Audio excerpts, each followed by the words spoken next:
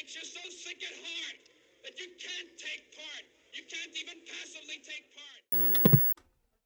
All right, it's been a full week now since the invasion began, and well, we are definitely now in phase two of this war.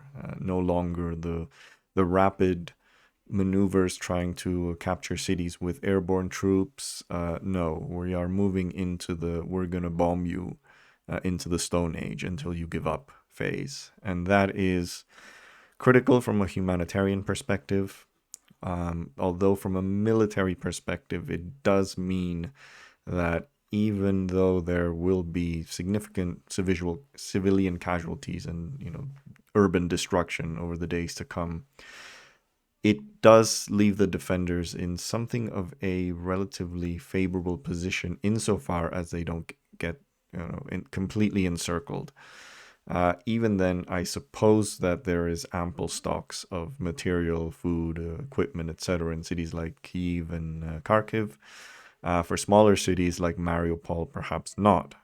But let's look and analyze the situation again. So, strategically, again, nothing has changed. There have been numerous actions around Kharkiv, most importantly, and they haven't all gone to Russia's favor. The Ukrainians have recaptured a city called Buka.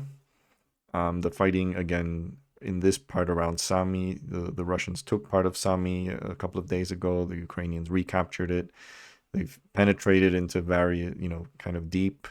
Here, it looks like the plan was to encircle Kyiv on both sides, but then this wing of the original offensive was stalled in this area. So, if you look at the map and you see these incursions, this is not territory that they're holding in any serious way. So, the flip side of this is that the Russians aren't, I think, resorting to these kind of very quick kind of penetration moves with their airborne troops or elite troops, which they're very impressive in the sense of the amount of distance that they can cover very quickly. Despite them being airborne troops, they are mechanized. So they do have plenty of vehicles. Russia's airborne troops have vehicles specifically made for them, smaller versions. I think I explained that in the previous video. Smaller versions of their infantry fighting vehicles, etc. So it does give them a significant amount of firepower. Remember, if you've seen movies like A Bridge Too Far, you can understand the problems that paratroopers had in World War II when faced with panzer divisions trying to hold a bridge. So that is maybe less so the case now when infantry portable weapons are more deadly than they used to be, and when you have a stock of specifically made equipment for you. But still, these are still not troops that are capable of holding ground significantly. And so if the bulk of your troops are behind and they can't eventually move into the cities that you captured, either you're going to get wiped out or you're going to have to retreat. But at least in the areas around Kiev, I do think that the combat that's going on is involving, they are trying to hold this territory, and there's still battles going on in Hostomel airfield. So there's been non-stop combat for that airfield since day one. That is insane. That is insane. Nothing much to report on the Kharkiv front, except the city's getting battered pretty badly by artillery attacks. But there's seems to be no shot of any breakthrough. I read some comments a couple of days ago that the city was kind of on the verge of being encircled, but that doesn't seem to be the case. The reports from the Western military agencies haven't really said much. In the south, I keep saying it, I will keep saying it, that's the only front where Russia has enjoyed some degree of success in terms of capturing territory and holding on to it. It's much more favorable for offensive operations. And there was a very interesting thread that I will show you later on Twitter that suggests that one of the problems that the Russians had is involving their tires. and they're very poor quality tires, like Chinese knockoff copies of Michelin tires, and that they've also been very poorly serviced. And the example that was given was with one of Russia's Panzer anti-aircraft vehicles, and these are very expensive. These are very modern. Each one of them is more expensive than a main battle tank. That's how sophisticated these weapon systems are. And the guy was basically saying, look, if this is the state of the tires on a Panzer, which is one of the most expensive military vehicles that the Russians have, what do you expect from all the other ones? What do you expect from all the other cheaper vehicles? The quality of the servicing, etc. And that's why a lot of them are breaking down. A lot of them are, get caught up in mud. It forces the Russians to use the roads where there's less likelihood of incidents like that happening. There was a really funny photo of an armored vehicle caught in the mud. And then the tanks that went to pull it out of the mud also got caught in the mud. So remember, these are all vehicle losses. If you lose a tank in the mud, that's it. It's gone. You didn't have to destroy it. So you look at the casualty figures. You look at the number of estimated tanks that the Ukrainians claim to have destroyed, which is, I think, as of yesterday, something like 217. That might be an overstatement in terms of the actual amount of tanks that they've, destroyed. But it actually might be an understatement with regards to the number of tanks that have been disabled through other means. So in the end, I think it adds up. I do think the figures are kind of approximating the actual casualties. Anyway, the big news in the southern front was that Russia retook Kherson at some point in the last 24 hours or so, or 48. Kherson is... But I think the media has been overstating the importance of this, because Kherson was taken on the first day. I think they must have forgotten that. Then it was recaptured by the Ukrainians the following day. And it's been in Ukrainian hands since, until yesterday or 2 days ago that the Russians were regained control. Kherson is a relatively... It's not a huge city. It's about 250,000 people. It's in a very... important position. It's obviously on the west bank of the Dnieper here. So if you control the bridges here, it does give you a route to push inward. But then Russia has this map doesn't really show it, but they have made inroads over here. So yeah, I think it's important from a strategic. It's not a city that you want to lose, and I also think that the likelihood of Ukraine recapturing it is much lower than at the beginning of the war, because presumably there is a bigger bulk of Russian troops that are now holding it. Their supply lines over the last couple of days have shortened. I'm sure they've moved some of their supply depots and ammo and fuel stocks closer to the front, so they don't have to be serviced, from the Crimea, which is a problem, obviously. So they're in a better position to hold Kherson. So there's no guarantee that the Ukrainians are going to recapture it. And the other news is that there have been some videos and photos of a lot of landing ships outside somewhere here, presumably for a naval attack against Odessa. Personally, I don't think they have enough naval infantry for a successful landing against Odessa.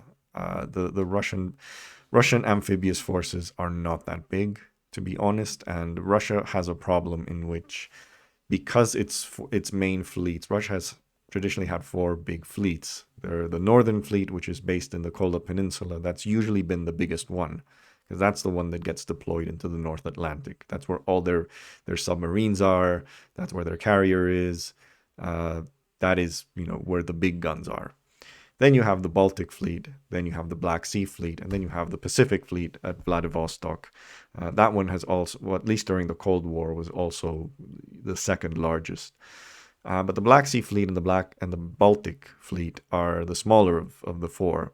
And the problem with Russia's Navy is that it's very hard to move units from one fleet to another, because the distances are so big. I mean, if you want to reinforce the Black Sea Fleet from ships with the Northern Fleet, you have to go, all through the North Atlantic, go through the Mediterranean, and then enter the Black Sea, and that is unfeasible right now. So they have to do with what they have with just the Black Sea fleet and with just the naval infantry that they have available for them. From what I've read, that's no more than 2 battalions of naval infantry, which is not going to be enough to take a city like Odessa. However, what I think is more likely is that they will be using those troops for kind of tactical operations around Odessa. So if they need a quick breakthrough anywhere around that, they can just land those 2 battalions or 1 battalion or whatever to give them a tactical edge in that specific spot. But I don't think that they're going to be used to capture Odessa, and even if they are, that they're capable of doing it. And on the eastern side, Mariupol is under siege. Apparently, the destruction of civilian buildings is quite significant. By all accounts, it is surrounded. I don't know if fully surrounded, but I suppose that they are mostly trapped in there to some extent. Depends how long they're going to hold out. Depends on how many stocks of ammo they have, how much they can resupply, which looks very difficult, if not impossible. So Mariupol is I would say definitely a city that you can consider among the more important ones. Far more so than Kherson. It's about 500,000 people in it, and the strategic and psychological impact of losing it would be, I would say, significant, not fatal, but significant. But what I do think is that the size of Mariupol is indicative of the struggles, or rather the tactics that the Russians are going to use if they decide on a city assault against Kyiv and Kharkiv, because it is a sort of more ideal playground in terms of testing those strategies, because it's a big enough city, but it's still much smaller than the other ones. So we'll see what happens there. We'll see if they manage to capture it fully. Yeah, I mean, I think the odds are at least 50-50 that they will. Yeah, that's it. Let's look at the what the Institute for the Study of War has. Yeah, similar map. They're mentioning sort of the advances here from the east bank to the Kiev, but yeah, questionable how big these advances are. But it's clear from this map, even assuming that Mariupol is still going to hold, they basically Russia now has the entire coast of the Sea of Azov under its control. So that basically prevents any sort of resupply. There wasn't any way that they can do it, because they could, Russia has naval superiority. That is the only of the 3 domains of war. That is the only one where Russia has complete supremacy, and that's because Ukraine's navy really wasn't very formidable. It was mostly a coastal force. They didn't have much. So even despite the Black Sea Fleet not being the biggest one, it's been very easy. So we'll see what happens. But yeah, I think the concern right now is just how the Russians are going to intensify their attacks against the bigger cities, whether they're going to resort to, I guess, what one could call their Aleppo strategy, which is basically just to bomb it into submission. It worked with Aleppo. Who knows if it's going to work with a bigger city like this. What else? What has been going on? Well, yeah, just more fighting, more. Oh, apparently the Russians have lost a Sukhoi 30 and also a Sukhoi 34. I think I may have mentioned the 34 yesterday. These are among their more modern planes, so not insignificant. Yeah. Oh, there was a video of helicopters around Odessa, the oblast, so the region, not the city itself, but still. What else? Oh, this video was very impressive. Пизда, блядь! Ёбаные суки, блядь! опять, короче, район где-то то ли парк Шевченко, то ли... О, летит, блядь. Сука! Твою мать! Пизда, блядь! Ёбаные суки, блядь!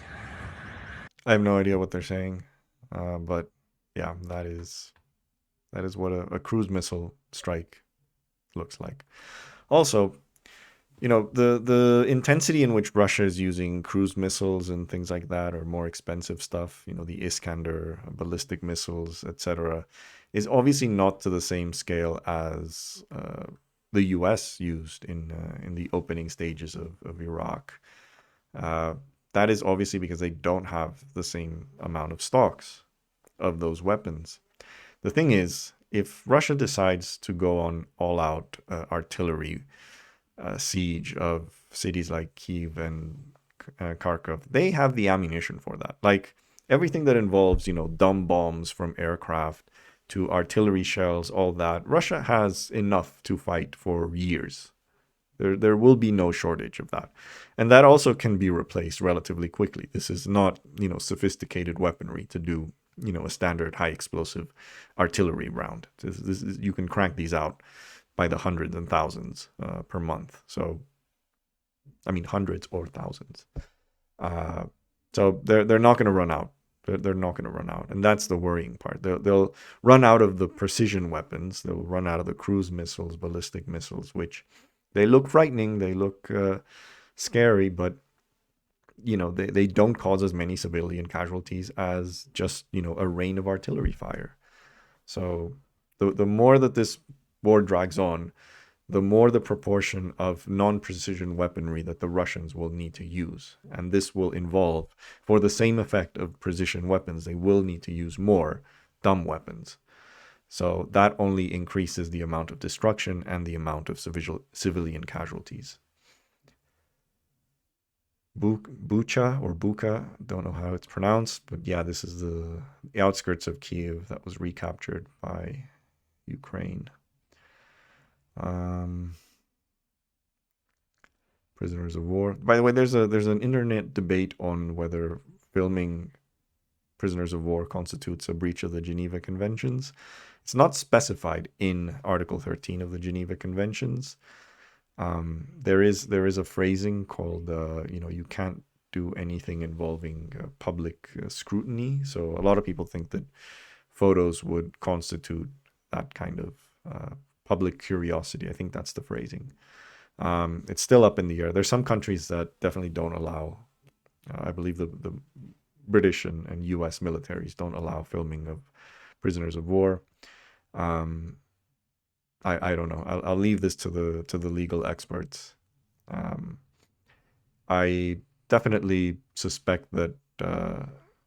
I mean, if it is done in sort of a humiliating way, then definitely it would probably breach that kind of phrasing. But a photo in itself, I don't know. It's up in the air. The other. See, the more fighting at Gostomel. Oh, the bad news, and I forgot to mention it, is that apparently the Antonov 224, the world's largest aircraft, or maybe I did mention it, was destroyed, which is a real shame. I hope they have the blueprints for it still, and I hope as a symbolic part of reconstruction, once the war is over, they build another one. Yeah. So yeah, Bucha or Bucha recaptured. What else? Yeah, that is the video of.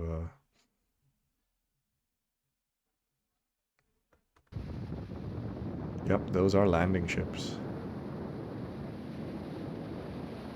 That looks really scary. I mean, man, just going for a stroll on the beach and you have a little invasion fleet right outside. But yeah, they don't have the capacity to land more than 2 battalions or so.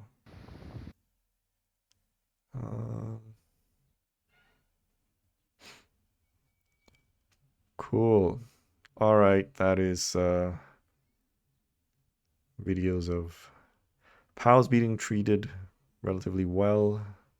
They announced that in response to the killing of civilians in cities, that Ukrainian special forces were not going to take any more prisoners if they captured artillery units. That is a war crime. I mean, we have to call it for what it is. And I hope that there was quite a backlash to it. So even supporters of Ukraine were basically like tweeting, yeah, don't turn into the monsters that are invading you. That isn't and there's, for the record, despite the fact that there does look like, you know, civilian infrastructure is being targeted by the Russians, there does not seem to be many cases of Russians kind of committing war crimes, sort of, you know, directly, you know, like shootings or executions, that kind of thing. So I hope it stays this way. I really do. I really hope Ukraine realizes that this does not how their image so far has been mostly perfect. Mostly perfect. I say mostly because there have been some optics mistakes, like showing a video of the Azov battalion rubbing bullets with pig's grease. That is a bit racist, you know, even if you're fighting the loathsome Chechens. And there was, you know, the scenes of a lot of black people not being able to board trains. Yeah, that is not good optics. So hopefully they'll keep the war crimes to the minimum, and the Russians as well. The interesting thing is modern war makes it. There's a really good book about the morality of conflict that I read a while back. I forget the name and I forget the author. But it was very good of how like modern warfare makes it very easy to commit war crimes simply because you're not looking at the person that you're shooting. So, for example, one of the biggest war crimes of the 20th century was the British blockade of Germany during World War I, which by 2018 was resulted in thousands of Germans starving to death.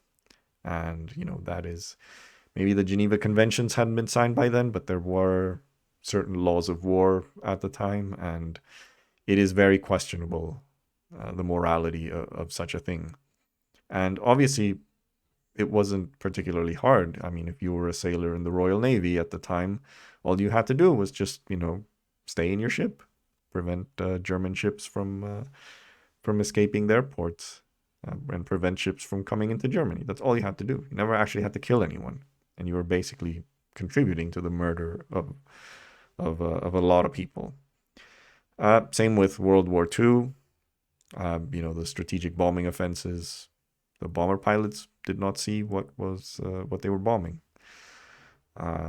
So I'm giving these two examples specifically of war crimes committed by the Allies, just to point out how even the good side it was very easy for them to undertake this, you know, because you weren't seeing what you were killing. These weren't like Nazi death squads on the Eastern Front where they were shooting civilians in their faces. So I think that is how we're going to see it. I think we unless Putin gives like explicit orders, which I suspect will be very uncomfortable for many soldiers, to start shooting people on the streets. I think the majority of war crimes that we're going to see are going to be in terms of, you know, indirect fire, artillery attacks against cities, bombing attacks against cities, not necessarily the soldiers on the street shooting people. We will see. We will see. What else? Oh, that is the flagship of the Ukrainian Navy. Not a big ship, as you can see. So, yeah, naval power was never going to save Ukraine. Yeah, so barricades now. Guerrillas behind the lines. Yeah. I wonder if there should be some data on the what's it called? The casualties, the estimated casualties, because I think Ukraine is now estimating something around like 8,000 Russian soldiers dead. Those could be probably quite overstatements. But in any case, the material losses, which I recall the figure, it was 217 tanks. That one, like I said, those look a bit more accurate. Anyway, what else is there to say? Putin is insane. And according to his recent talk with Macron this morning, it looks like he has no intention of stopping this war. And that's a bit of a shame. I made 2 predictions, by the way. The first was that Russia was not going to win on the second day of the war. I made it on Twitter. I'm going to retweet it again, and I'm still sticking to it.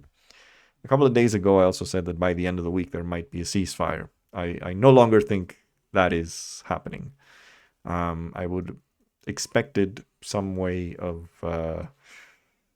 I do think that the negotiations need to have some kind of... some exit ramp in which Putin can save face if he is to agree to something more substantial.